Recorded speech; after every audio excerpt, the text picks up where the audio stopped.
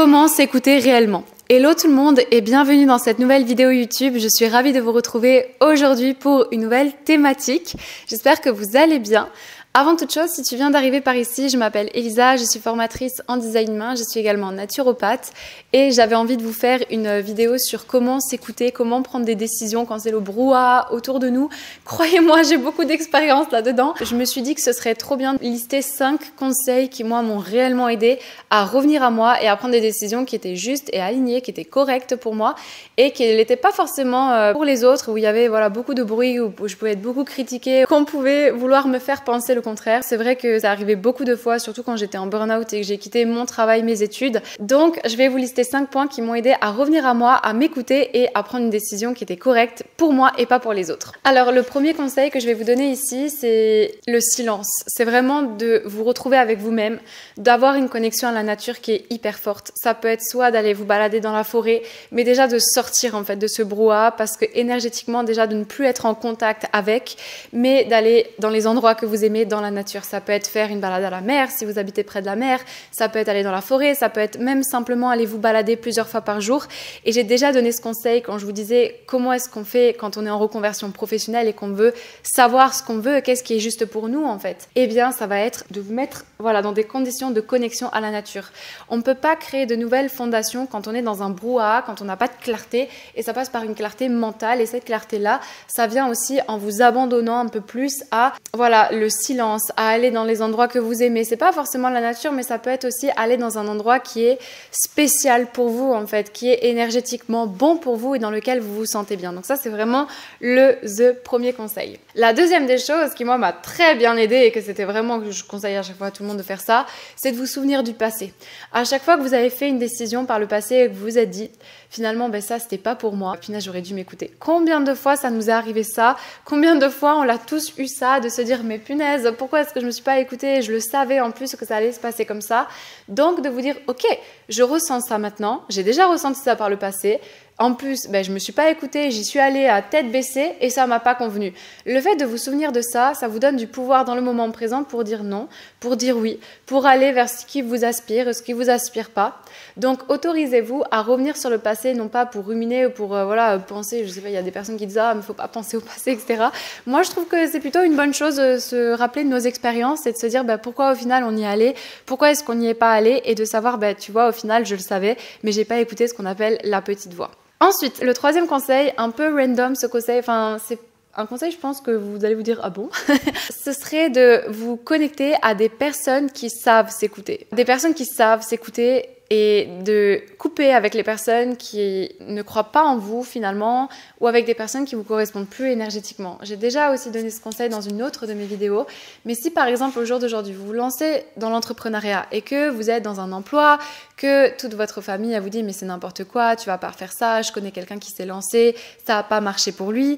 Alors déjà, on ne peut pas espérer se lancer dans l'entrepreneuriat et faire le million du jour au lendemain. Ça prend du temps, des fois ça prend 5 ans, moi ça m'a pris quand même du temps. Ça prend du temps, c'est ok. Ça demande peut-être que vous allez perdre de l'argent aussi, peut-être qu'il va se passer des choses et là les gens ils vont dire tu vois, je te l'avais dit, ça fonctionne pas ton truc. Forcément en fait l'entrepreneuriat ou peu importe ce que vous voulez faire ou ce que vous voulez entreprendre, c'est un voyage, c'est pas une destination encore une fois et ça c'est réellement la différence entre comment est-ce qu'on pense en tant que salarié où on va avoir notre salaire à la fin du mois et quand on est entrepreneur que c'est vraiment on va créer sa propre ressource de revenus et c'est un voyage qu'on entreprend.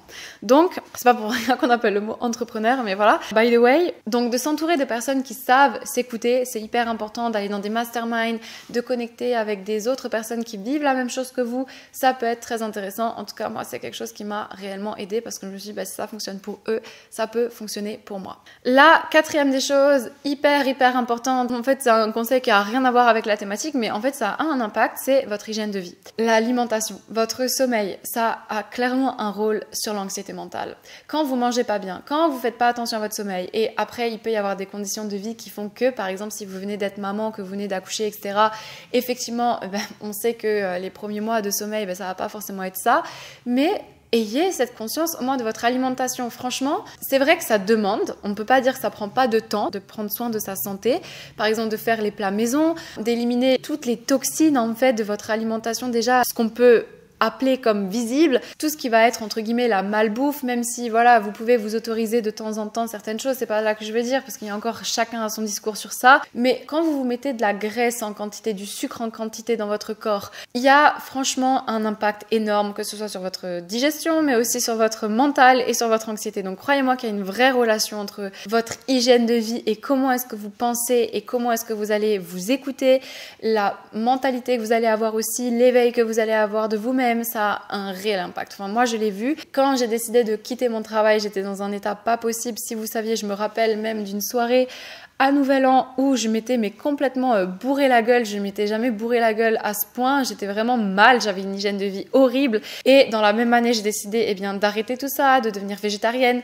Même si c'est pas forcément ce que je vous conseille, mais juste j'ai pris vraiment soin de moi et de qui j'étais. Et en fait, ça a changé plein de choses. Ma clarté n'était plus la même, ma clarté d'esprit. Donc réellement, faites attention à votre hygiène de vie. Et le dernier conseil, c'est de vous connaître, de vraiment comprendre vos dons, vos talents, vos forces, pourquoi vous êtes bon, qu'est-ce qui a été juste encore une fois pour vous par le passé.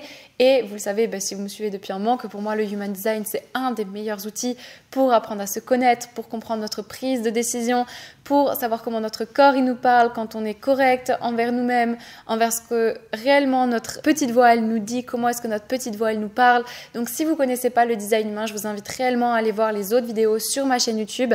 D'ailleurs, je vais vous remettre la vidéo qu'est-ce que le design humain en description, comme ça vous pouvez aller voir. Quand vous vous connaissez, c'est tellement pas plus simple, mais il y a quand même le fait de savoir qui on est, de comment est-ce qu'on agit, qu'est-ce qui est juste pour nous, qu'est-ce qui est pas juste pour nous, de pas rentrer dans le moule comme on aimerait des fois nous faire rentrer.